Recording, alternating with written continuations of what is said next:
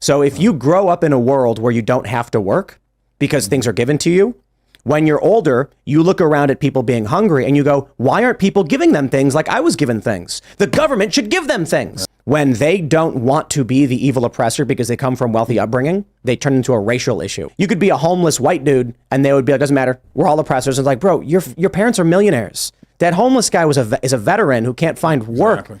And you're claiming that he's at the same level of power that you do. When you grow up never having to work, your brain does not comprehend where food comes from. Your brain doesn't comprehend that someone has to do labor to make it. And so in their minds, it's just like, you take a look at schools. A lot of these kids, they go to school from kindergarten all the way till they're 22 to 26. And when they get out of college at 26 years old, they've never had a job and they've been told how to do everything.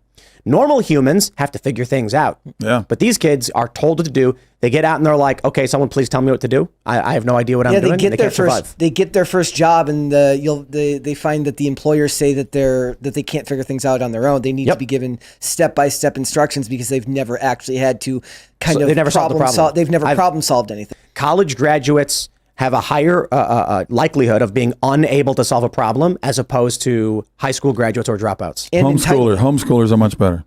That's true. Did you homeschool? We homeschooled. My wife's homeschool advocate. She's got a number of books on. She travels the country, and it makes a big difference. One of the blessings of COVID is that families woke up and saw, maybe, honey, we shouldn't use the public schools as a babysitting service. Yes. And they saw how crappy that the school system really is. 2 million more homes are now homeschooling, which is great.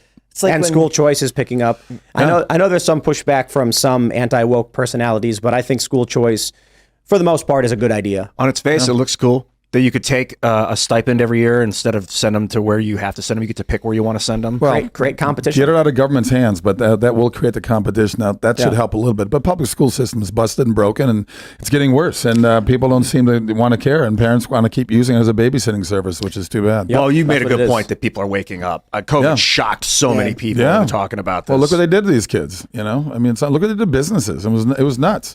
I was arguing with someone. I never get into political arguments online. It's like the last thing I do. I was arguing with someone saying that there should be cameras in every classroom. I've said the same thing 100 times, right? Why can't there be? People are saying, especially pro teachers union, people saying that's not necessary. Why would that be necessary? I'm like, do you think cops should have to wear body cameras? Yeah. The cops didn't think that they should have to wear body cameras either. Cameras everywhere. There's cameras in casinos. Exactly. There's cameras in elevators. Why can't they be in a school? What are they hiding that we can't watch as parents? I mean, not even just that, but beyond just what they're hiding. I'm on camera all the time. The level of what they're teaching the kids, right? The parents have a right to know at what pace their classrooms are working, not just because they might be teaching them things that is inappropriate for their age, but also are the teachers keeping them up to date? Are the classrooms actually be handled well? And those are all questions, but they don't want to actually be held accountable for that.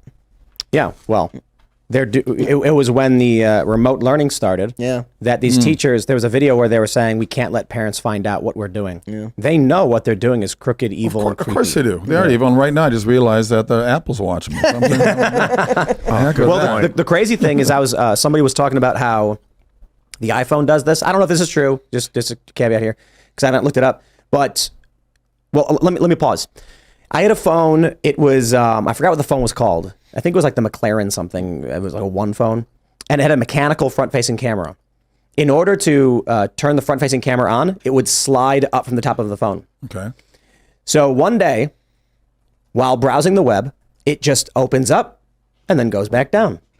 And I'm like, why did this website just activate my front-facing camera and then deactivate my front-facing camera? Now, on most phones, you can't tell because the front-facing camera is just always there staring at you. Yeah. But various websites. So what someone was saying is that iPhones, for instance, when you're using their apps, will take a picture of your face to see your reaction, whether you're happy, sad, upset, what's your emotional state, because the AI can track your facial expressions. So when you're using apps, it's reading your face to see how you doing.